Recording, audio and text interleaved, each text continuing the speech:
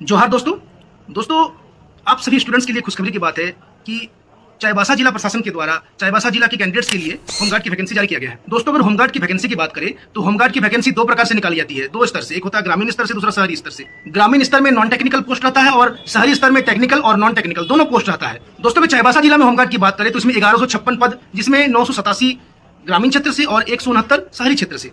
अगर आप ग्रामीण क्षेत्र से अप्लाई करना चाहते हैं तो आपको 7वां पास होना जरूरी है, और अगर आप शहरी क्षेत्र से अप्लाई करना चाहते हैं तो आपको मिनिमम 10वां पास होना जरूरी है। कुल रिक्ति में 50% रिक्ति महिला कैंडिडेट्स के लिए है, तो ये महिलाओं के लिए सुनहरा मौका मिल जाता है। दोस्तों बहुत सारे कैंडिडेट्स का सवाल रहता है कि मैं इस जिला से हूं तो दूसरे जिला में आवेदन भर सकता हूं कि नहीं, तो ऐसा नहीं हो सकता। आप अगर ग्रामीण क्षेत्र से, अगर चाईबासा जिला की बात करें, चाईबासा जिला में अगर आप ग्रामीण क्षेत्र से फॉर्म भर रहे हैं तो उस ग्रामीण क्षेत्र का आपको स्थायी निवासी होना जरूरी है, और अगर आप शहरी क्षेत्र से भर रहे हैं फॉर्म तो आपको शहरी क्षेत्र का नॉर्मल निवासी होना जरूरी है।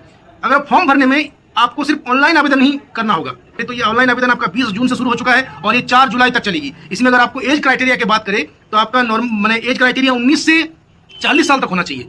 ग्रामीण क्षेत्र की बात करें तो ग्रामीण क्षेत्र में जो सक्षम पदाधिकारी है, चाहे एसडीएम हो चाहे आपका बीडीओ साहब हो, दोनों के द्वारा जो आपका रेसिडेंशियल सर्टिफिकेट आपको निर्गत किया जाता है उसकी सेल्फ अटेस्टेड कॉपी आप खुद से साइन करके आपको अपलोड करना होगा। साथ ही साथ आपका फोटो, आपका सिग्नेचर, ये सब भी अपलोड होगा। जो बाकी फॉर्म भराना है वो तो भराएगा ही। एज प्रमाण पत्र के लिए जो आपको स्कूल लिविंग सर्टिफिकेट मिला है स्कूल से, उसके साथ आपका आधार कार्ड भी अपलोड करना होगा।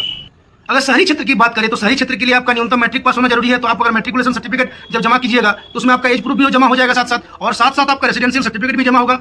शहरी क्षेत्र में वैकेंसी दो टाइप से है, टेक्निकल भी है, नॉन टेक्निकल भी है। अगर आप नॉन टेक्निकल में भरते हैं तो आपको इतना ही में सीमित हो जाएगा। अगर आप टेक्निकल के लिए भरते हैं तो इसमें आपका टेक्निकल में जैसा हो गया, पढ़ाई में काम किए हैं, कहीं राजमिस्त्री में काम किए हैं, कहीं क्लर्क में काम किए, टाइपिस्ट में काम किए, कंप्यूटर ऑपरेटर में काम किए, धोबी, ये सब पद में कहीं पर भी अगर काम किए हैं तो जहां काम किए हैं उस सक्षम पदाधिकारी का आपका अनापत्ति प्रमाण पत्र जो एनओसी है या आपका वहां से जो निर्गत प्रमाण पत्र है उसको लाके आपका सेल्फ अटेस्टेड कॉपी उसमें करके आपको अपलोड करना होगा वैकेंसी भरने टाइम। दोस्तों जितने भी कैंडिडेट्स में अप्लाई करेंगे उसका 10 जुलाई को मास्टर चार्ट तैयार किया जाएगा। फिर 11 से 15 जुलाई के बीच आप लोग अगर किसी को फॉर्म भरने में गलती हुई है तो आप ऑब्जेक्शन फाइल कर सकते हैं। 20 से 25 जुलाई जो आपका तिथि है, इसमें आपका फिजिकल एफिशिएंसी टेस्ट और जो रिटन टेस्ट कंडक्ट कराया जाएगा। फिर आपका 26 जुलाई को फाइनल मेरिट लिस्ट जारी किया जाएगा। दोस्तों इसमें अगर आप फॉर्म भरते हैं तो पहले इसमें आपका फिजिकल होगा। फिजिकल में आपका 1600 मीटर का दौड़ होगा। अगर आप 5 मिनट या उससे पहले दौड़ते हैं तो आप फुल मार्क गेन कीजिएगा। महिलाओं के लिए वहीं 8 मिनट तक समय दिया गया है। फिर दौड़ के बाद आपका हाई जंप होगा, और फिर आपका शॉर्टपुट होगा। गोला फेंक जो है 16 पाउंड का गोला फेंक, पुरुषों के लिए 16 फीट फेंकना होगा आपको, और महिलाओं के लिए 10 पाउंड का गोला फेंक है 10 फीट फेंकना होगा।